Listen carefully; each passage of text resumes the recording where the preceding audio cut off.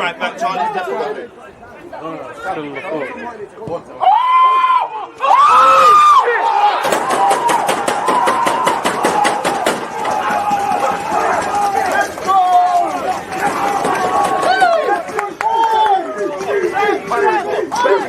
People deluded, I'm back again. Come on, Ian, man. Come on.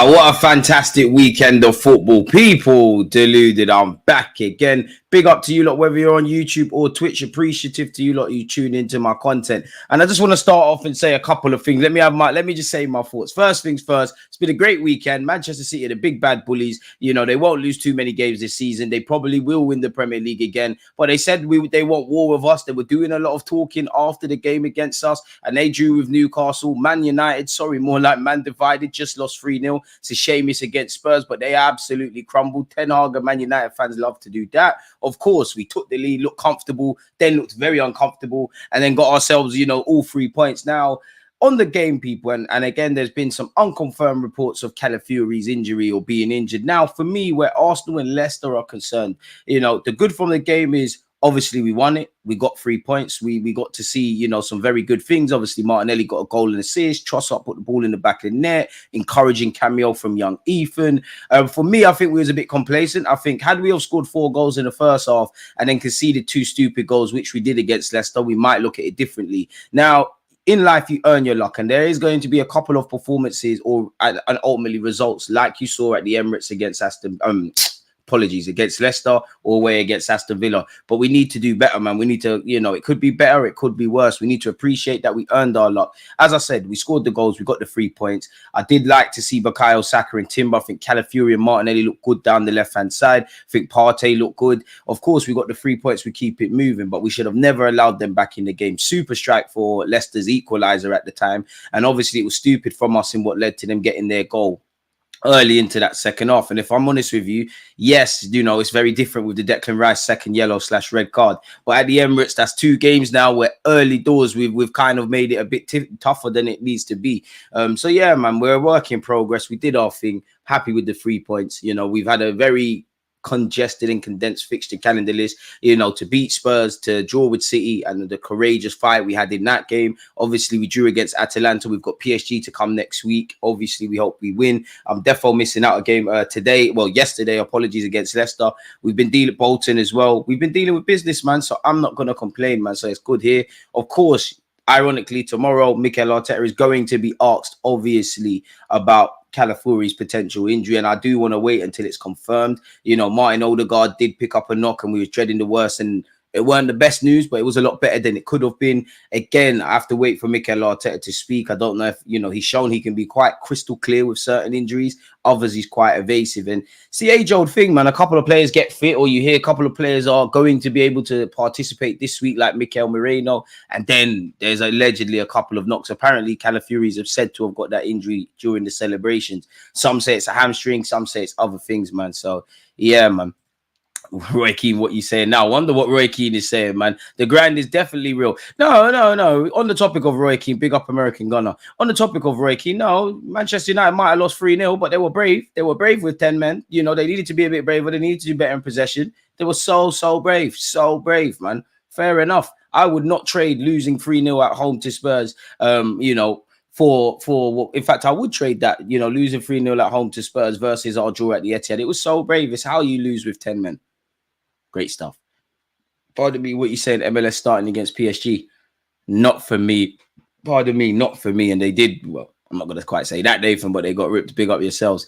DG, this is bad timing for the stream. We should be having a lit United cook sesh, and then we can chat Calafiori potential injury tomorrow. We should all be laughing at United right now. Big up to everyone that was part of my watch along. I've definitely got my laughs in, man. Don't worry, I'm trolling on the phone. You know, I've got a friend who actually went, you know, made the 4-hour journey from London all the way to Manchester to watch that. Leaky defense, leaky roof is peak. You know, Ten Hag said errors come to an end. You know, United are rubbish. You know, rubbish, absolutely rubbish. You know, they're buying all these players. None of them are doing anything. Can't defend, can't score goals apart from the occasional individual brilliance. You know, can't really progress the ball from the goalie into midfield and ultimately attack. It's an absolute mess. And how Ten Hag's still there, I don't know. He's got to be one of the favourites to be sacked as Premier League boss. I don't know how you look at it because the Enos group seem to be backing him, but I wouldn't say he's the favourite. I think naturally the promoted clubs and those that are flirting with relegation on paper, I don't think it's all his fault, but Sean Dyche should probably be more likely to get sacked at Everton than him.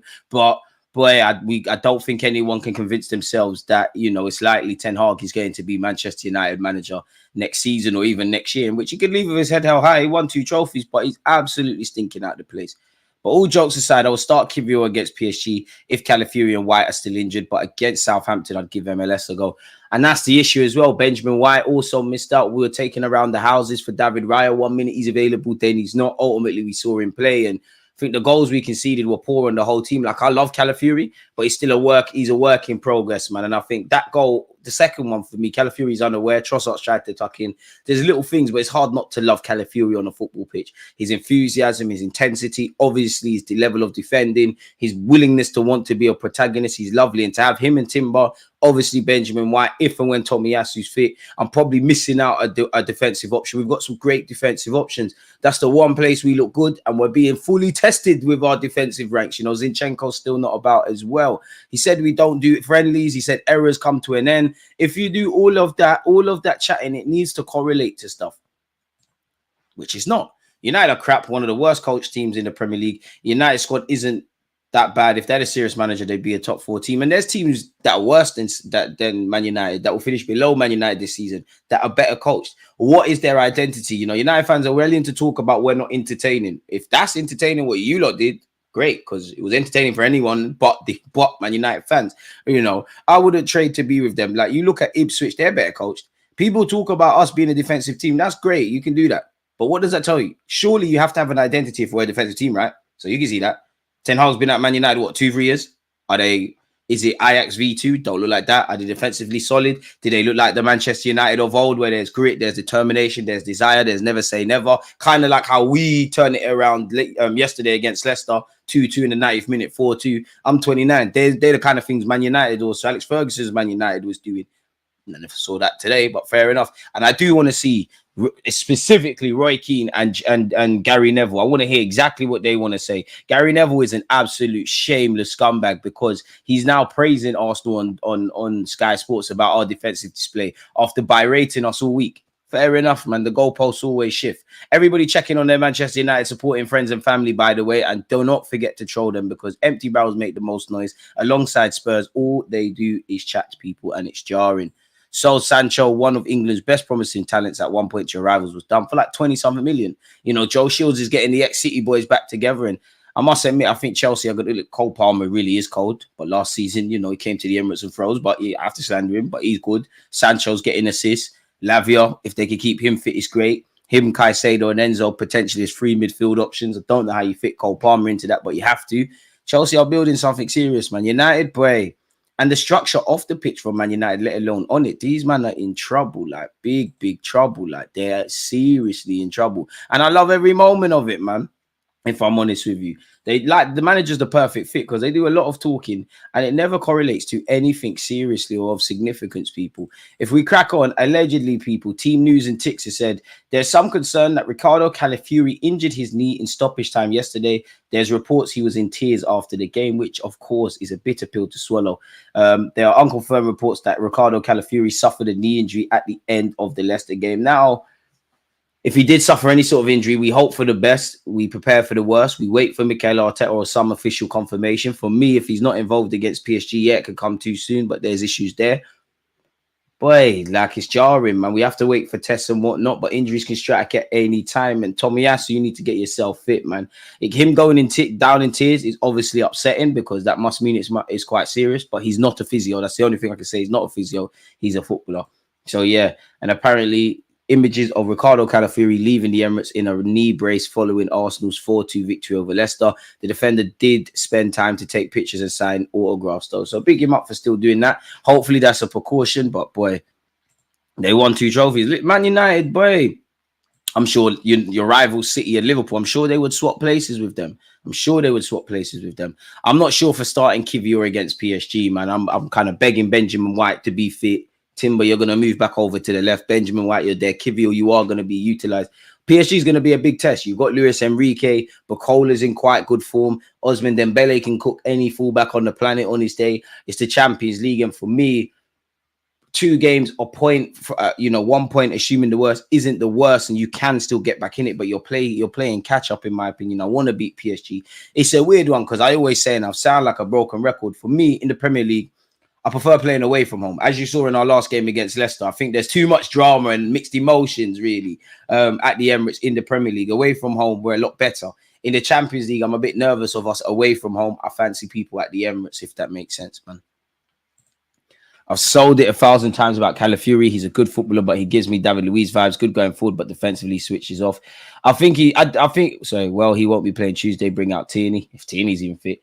No, man. I just think with Calafiori, there you can see his age at times. Sometimes I think it's just minor little tweaks. Sometimes he gives too much space to a winger. Sometimes he's not aware. Sometimes I think he can give the ball away a bit cheaper. Just little things that he can touch up in his game. But for me, undoubtedly, the positives outweigh any negatives. I don't expect him to be perfect. Martinelli's back. It's not 00. Well, yeah, man. It's not 0017 anymore. He got an assist against City, got a goal and assist yesterday. Hopefully it can continue, man. And that left-hand side does look good with Martinelli and Calafiori. In the same way, Saka and Timber down the right-hand side also look good. So there's plenty of different partnerships and things we can do on the pitch. And you hope that not only do the existing ones grow, but Mikel Arteta, Edu, keep working on the recruitment front and make sure we can say this about several areas across the pitch, if I'm brutally honest with you.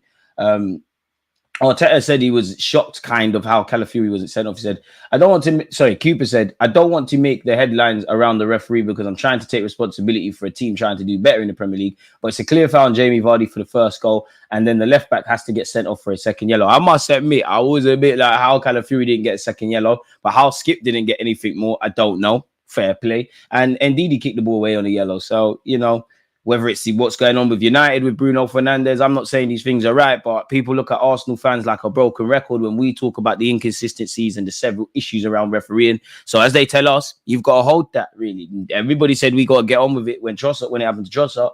It's not right, but forget everyone. There's so much more we could say. The whole game knows, but I'm not going to go down that road today. We were very disappointed with a foul not being given on Vards for the first goal. And Jamie Vardy was trying his best to buy free kicks throughout the whole game. And although we don't come into games trying to get players sent off, why he hasn't sent off Calafiori is a little unbelief.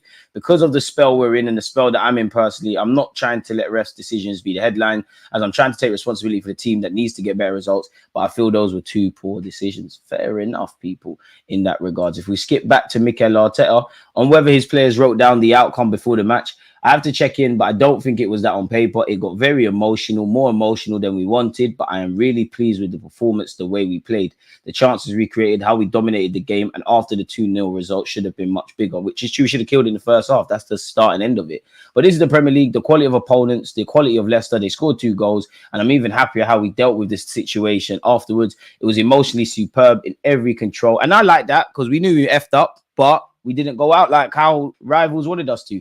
In control, very clear on what we have to do, how consistent we have to be to attack the spaces and continue to do a lot of things we're already doing. I think we fully deserve to win the game. On losing the 2-goal lead in the second half, very worrying, which for a great defensive side, one of the best in Europe and in the Prem, that shouldn't happen if I'm honest with you.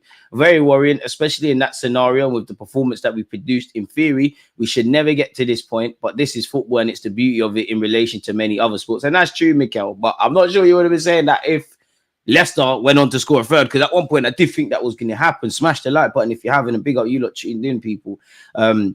Then we have to earn it in a different way, and we did with unbelievable support from our supporters. They're unbelievable again. On Trossard's second goal going down as an own goal, hopefully not. It's disappointing because today he has done so much to score the amount of situations that he had. And anyways, his contribution to the team has been really good today. It has been really good.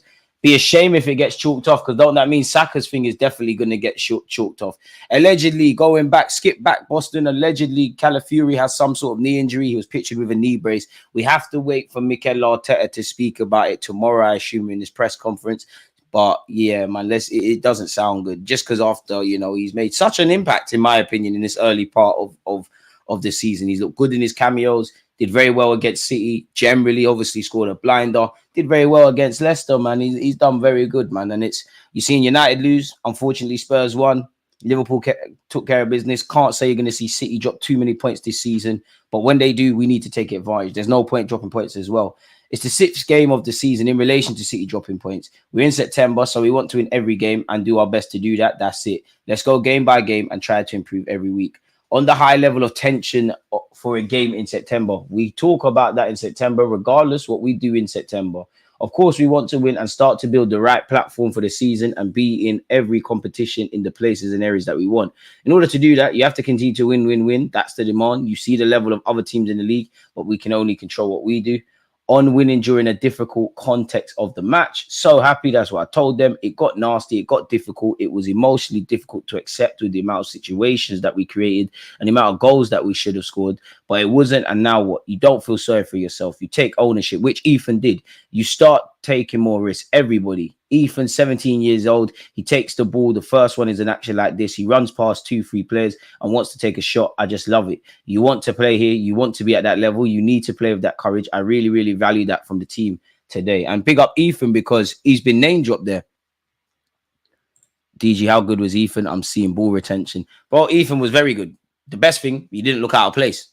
I do think we're gassing the performance a bit because it was only 5-6 minutes, but he came on and he kind of sparked the change when we needed to rescue the game and we needed to be brave. He didn't look out of place. That's the biggest thing for him. The goals against Bolton, coming off the bench and doing his own little part to us to turn a dramatic game around. These are good experiences. It's been a good week from the 17-year-old. Quality player, lovely balance, lovely close control. Clearly got the temperament. Still think there's a lot more to come from him, and that will come in time, both in terms of his ability and the fact that he's still developing consistency, still developing physically. I still think there's a lot more personality to come from him, people. I don't think we've really unearthed that level yet, which I don't expect us to do at 17 years of age.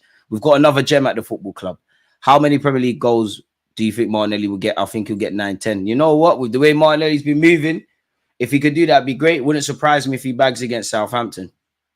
So yeah, man, shout out Ethan Kwame, man. He just needs to keep doing what he's doing. Keep his head on the ground. Don't think you have arrived yet. And you'll be all right, man, if I'm honest with you. On the consistency of Saka's corners, remember, I prayed for days like this, man. I prayed for great defensive options and Bukayo Saka to be able to consistently deliver a good corner, which as great as he's been, that's been one thing he struggled. That's not an extra. That's a game changer, especially when we rely so much on set pieces. When he's there in front of goal and he puts the ball in the back of the net, that's a game changer. That's what he needs to do consistently at this level, and the others have to do other stuff. I think we generated 17 corners today. We should have scored from others. We need every possible tool to be a threat all the time. On if he was going to substitute Trossard before the third goal, nope. On whether Calafiori was lucky not to be sent off, I haven't seen the action, but I got really worried when that happened because he gave the foul, but I haven't seen the replay. I'll take his gas in it. I can repeat it very clear. I love Pep. I have admired him since I was 10 years old. I respect him profoundly. I'm so grateful for everything he did for me and continues to do for me. I consider him as a friend. I love and respect every member of the staff there because I worked with them for 4 years. And when I say I know them, it's how hard I know how hard they have worked. They work. Well, it's how hard. I know how hard they work. Sorry, people. I haven't seen a human being work as hard as Pep. But careful. Haaland tells you to be humble. And the reason they're there is because they maintain that hunger. And this is exactly what I learned and exactly what I mean. It cannot be more clear than that. If you want it, I can repeat it. If someone wants to damage a relationship that's not in my hands, that feeling is profound. He knows it. The staff know it. I still maintain today with them, the board, the ownership, with everybody, which what are you trying to go over there? And if it's not, it wouldn't be as genuine as it is. Moving on, if someone wants to play something else for me, the sport has to be all about that. That will win it. They have to win it. I have to win it. We have to win it for sure because we haven't done it. They have it even if they want it more than anyone else. We have to learn and and it has to be inspiring for us. It's for me, and that's what I mean, because I have been there. It's remarkable, and it's an incredible achievement because they have that mentality. Hopefully that's clear. Smash the like button. Southampton is tricky. We have to take them seriously. You have to take every game seriously. And you know what? Even though the possession stats, the chances created, ultimately the goals, even though 2 were a bit delayed, we deserve to beat Leicester. But at the same time, we played stupid games, really. And I'm only saying that because we weren't perfect against the top 6. We was by Arsenal standards, but we didn't win all of the eligible top 6 games last season. We haven't this year, but we've done well. It's the games that on paper, you know, Leicester's a good team with good players, but on paper, they can't buy a win this season. It's been a terrible start. We should have never had our hearts in mouths and been going through the emotions as we did. And it's these kind of games. So you're right. Southampton is going to be the thing. You know, Southampton can't stop conceding goals. Ramsdale's just spent more time picking them out the back of his net. He's going to turn into a prime Buffon when we play them. So we have to win them. And respectfully, Bournemouth away is difficult. But Bournemouth away, Leicester at home, obviously next week against Southampton at the Emirates. These are the games you need to win. Southampton always been a spooky fixture. I remember that time Mane crashed it on us, bro. It's never nice. Away and at home, really and truly. It's never nice going into them. We've gone over what Mikel Arteta has said there. Trossard, the man of the moment of sorts, he said, it was just relief. Had some good opportunities, and when the ball doesn't go in, you need to keep believing and believing. It was great that the ball went in and gave us the lead. Again, credit to the boys. Everyone kept believing, going forward and pushing to create chances. That's what we need. If it doesn't go your way at that point, you need to keep pushing, and that's what we did. In the end, the luck was on our side. We earned our luck. Overall, I think we played a very good game to go 2-0 up at half-time, and then the goals we conceded, they were a bit too easy. Facts, they were. It shows how you need to push for other goals. We had some great chances, and their goalkeeper made some great saves as well. But it's nice to get those 2 goals at the end to get the win. Big him up on that. And he finally said, I think we started really well. Obviously, we've had a tough run with fixtures, but I think we came out really well. Some good points on the road. We're just happy to have the win today as well. After a tough game, we can now look forward to PSG at the very least. It shows how the team bonds together. Everybody wants everyone to do well. It's a great team we're in and everyone is happy. I'm buzzing. It's great that we won today. It's another 3 points. We now got a big game on Tuesday. Facts. Appreciate whoever's hit the like button. I'm excited to see Lewis Skelly, and it was amazing to see him celebrating, man. Surely Calafiori can't actually be injured. If he is, it can't be serious. We would have seen or heard something about it, not just get an unconfirmed report. Exactly what I'm saying. We have to wait till tomorrow at the very least. I like that Arteta is starting to trust Ethan. Big up Ethan because he's earned that. There were times he'd never bring a kid on when he needed a goal. And again, you've gone past being a young player. Are you good enough for this thing or not? Clearly, he is. So, and even that makes me rate him a lot more because you've got opportunities when, as we know, Mikel Arteta hasn't exactly, you know, ran forward and been forthcoming with opportunities, as you said, for young players. So you're fully on the money. We all know it's probably unlikely Thomas Partey gets a new deal. But as we know, Arsenal dealt Thomas Partey dilemma as Edu gives decision to make. Thomas Partey is in the final 6 months of his contract with Arsenal, yet to hold talks over an extension. There are some rumours that says he has an option in his contract, people. So that might be cause for it. I think his form's been good. Don't think it's worth keeping Partey. Quality player, but there's like we all know the talking points around Partey. Arsenal facing a conundrum over the future of midfielder Thomas Partey. The Ghanaian, who pockets more than 200 grand per week at the Emirates, is rapidly nearing the last 6 months of his contract, which runs out next summer. And considering how we've done well with new deals, is this by chance? Is this maybe he can earn a new deal with increased form and staying fit? Probably the beginning of the end. From January, he'll be free to negotiate a Bosman transfer of overseas clubs. As of yet, Arsenal have not indicated a desire to prolong the 31-year-old spell at the Emirates. Partey has been in exceptional form this season, despite making only 14 Premier League appearances due to injury last term, which is probably why, regardless, get rid of him. We all know, pardon me, Jorginho's contract is set to expire, but unlike Thomas Partey, Jorginho is not one of the highest earners at the club, people. So I have to see. Do you not think he stays or goes? I reckon he goes, people. Gabriel Jesus has been linked with a move to Palmeiras in Brazil. I don't believe that because it's come out of Brazil, but nonetheless, allegedly, as per Brazilian source Bola VIP, Palmeiras dream of completing a blockbuster deal to take Jesus back to his home country. Palmeiras have qualified for next year's expanded Club World Cup, having won the Copa Libertadores in 2021, and they want to prepare for the competition by signing an elite player such as Jesus. Palmeiras chiefs have decided on the 27-year-old, whose stock is on the floor but in Arsenal quarters at this moment, as they got 30 seconds on the bench yesterday, as their number one target to strengthen their centre forward ranks. I don't believe that. I'm sure you lot wouldn't. It would surprise me if Gabriel Jesus went back to Brazil, which I couldn't begrudge him for going back to his homeland, but surely you're more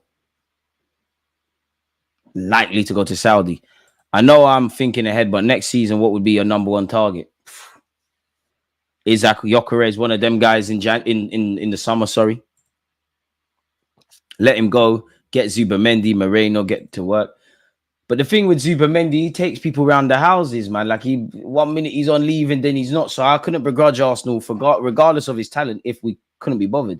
Again, apparently Arsenal are willing to cash in on Gabriel Jesus. Apparently they're keen to sign him for 14 million euros. So that equates to 35 million odd pound or 30 odd. Be a hit, but Arsenal might take that. I don't think it'd be wise to let him go mid-season. We need him as a squad player. I still think he can do a thing. But I couldn't begrudge Arsenal fans if they said, you know what, cut our losses and rebuild. I think that's a summer thing at the best, people. Manchester United allegedly have joined Arsenal in the race to sign Nico Williams, who apparently has a 60 million euros release clause. Apparently, both teams are willing to make a considerable financial effort to sign Williams. We've been in before. And I don't think Palmeiras are spending that. I just think Jesus' form is on the floor. That's where the rumors are coming from. Apparently, Sesko ended his Bundesliga scoring drought, and Arsenal still plan to sign him, according to reports. If we scroll the way down, Ben Jacobs previously reported Man United have retained their interest in the 21-year-old for 2025, and he has now added Arsenal to the list of sides still keeping tabs on him, which doesn't shock me. We tried to get him. We're probably looking at him. The man himself said, "This time, I believe in myself more than in the last few games and tried to shoot more. After all, if I don't try, I won't be able to score. The other guys also encouraged me because I have a good shot. I wanted to show people that I'm better than the last few games." He's been getting a bit of criticism. We are still only at the beginning of the season. There are still many games to go. I will score more than last season because I'm developing and taking myself to a high level, which is fantastic to hear. We've gone over Steve Cooper's comments. Is there anything else Arsenal related? Let's change that to the last hour. Anything come out? We've gone over what Pep Guardiola and Mikel Arteta has had to say. Doesn't appear to be the case, people.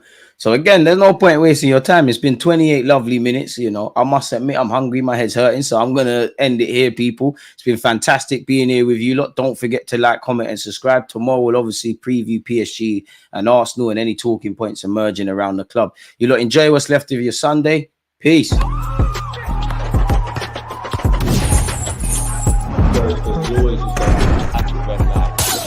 think it's like